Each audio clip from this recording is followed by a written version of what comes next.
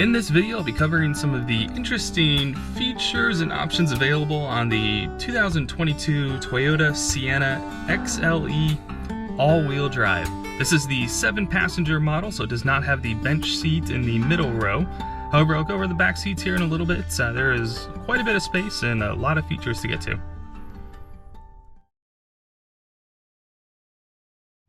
Not only does this Toyota Sienna have a power rear gate that is foot activated, both of the side doors are also foot activated power gates.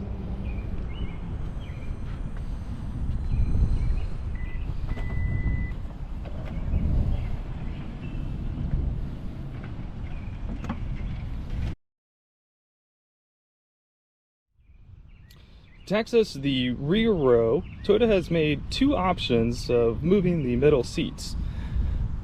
First, there is an option here, the lower, just to slide the seat forward and back.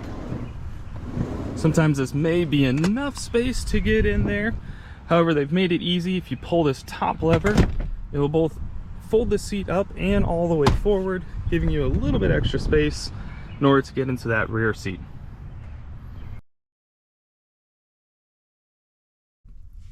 In the rear, we have two USB charging ports, both the USB-A and USB-C, as well as a 3-prong outlet located by the cup holders. Moving on to the back seat, we'll start off with this very large handlebar. You see they've made it a lower portion for smaller kids, as well as it extends all the way up for adults. Just below that handlebar is the power button to close the door. So I'll go ahead and hit that.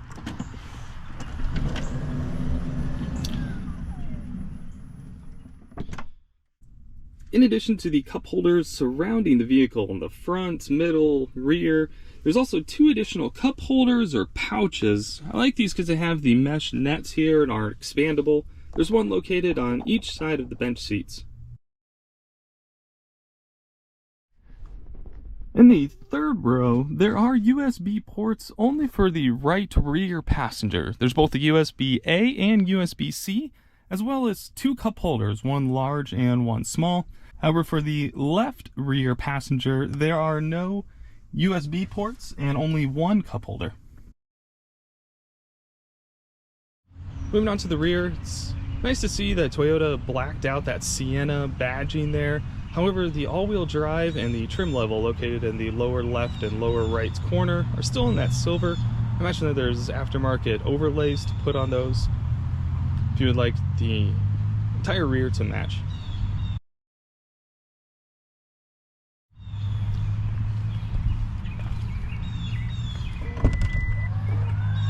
The rear is also foot-activated power tailgate.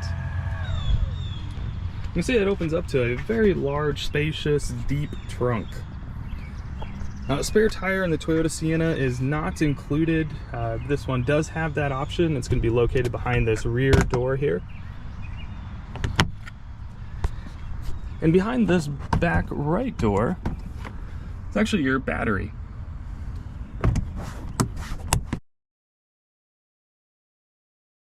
Toyota's made the seats easy to go down with one hand.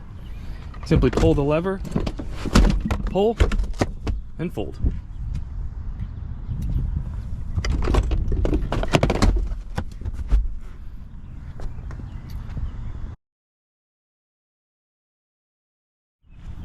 In the rear, there is also an additional 3-prong outlet. Moving on to the center console, this is as you'd come to expect from any other Toyota. The platform that they use is very similar to Highlander, 4Runner, Tacoma, Camry, any other Toyota that you may have driven. You will notice that there is a lot of black space on the left and right, just extra bezel where the screen could have been bigger or the whole unit could have been smaller. Imagine this is to accommodate larger screens on higher trim levels, but this one has definitely a lot of blank space. It's important to note that this does not have wireless Apple CarPlay. In order to use the Apple CarPlay or Android Auto, you must connect your phone via the USB port here, just to the right of the start-stop button. The Sienna also has the wireless QI charging, and I have found it to be useful, does not overheat my phone, and easy to use. Toyota has a traditional gear lever here in the middle, park, reverse, neutral drive as you'd expect. It also has the manual shift. If you go down into drive, you can move it over to the left. I like using that for engine braking rather than hitting the brakes as I come to a stop. There are also 2 cup holders, as well as a phone holder here in front of the first cup holder.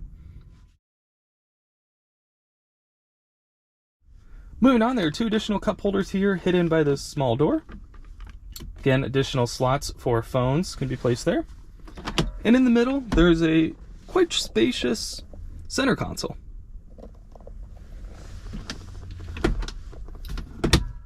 I found it interesting that the armrests do not move. You cannot fold them up. They are fixed in place here next to the center console.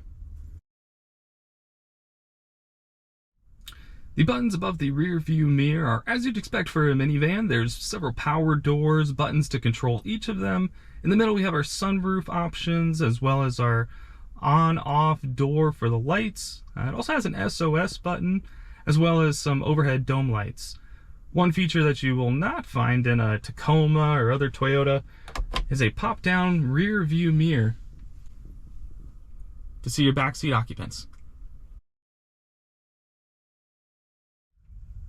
Going through the main screen menu, you'll notice it is a little bit narrow. Toyota definitely could have made this screen a little bit wider, reaching out to the circles, the actual analog gauges there on the left and the right, but the digital portion of the screen is just that center portion.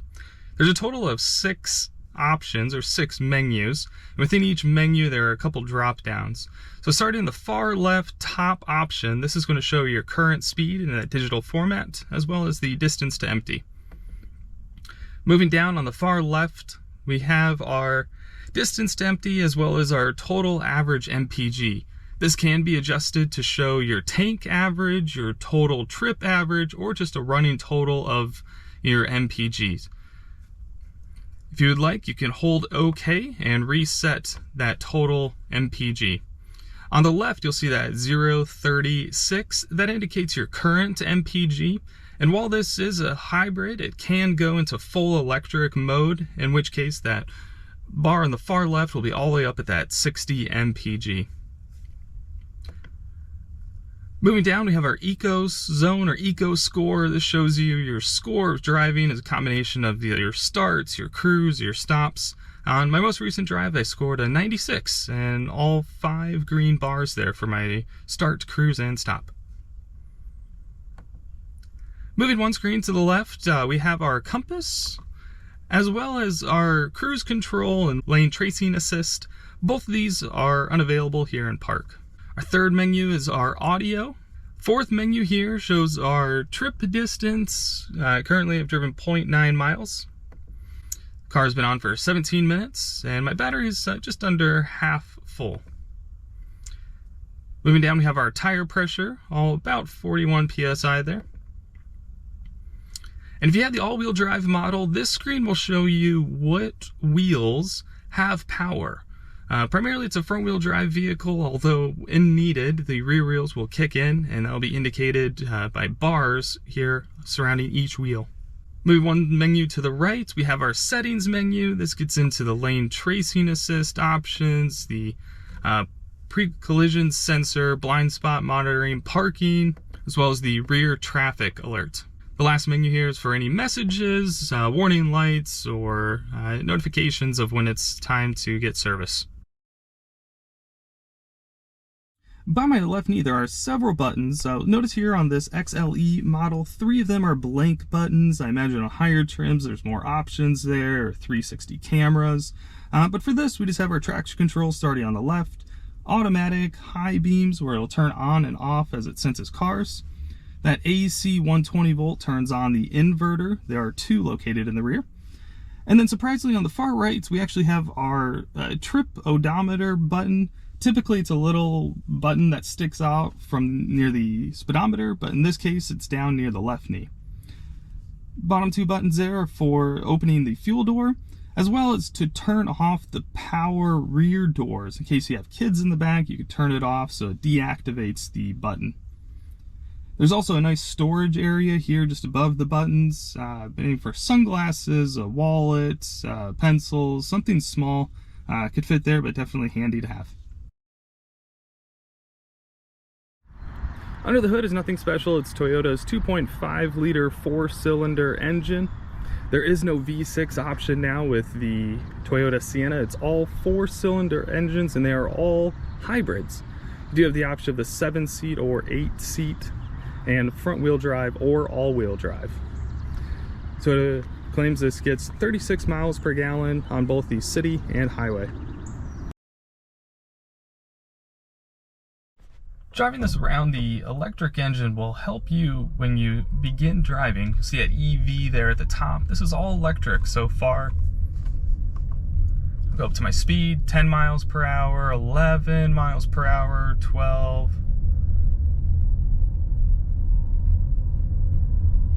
Eventually you hear that gas engine kick on.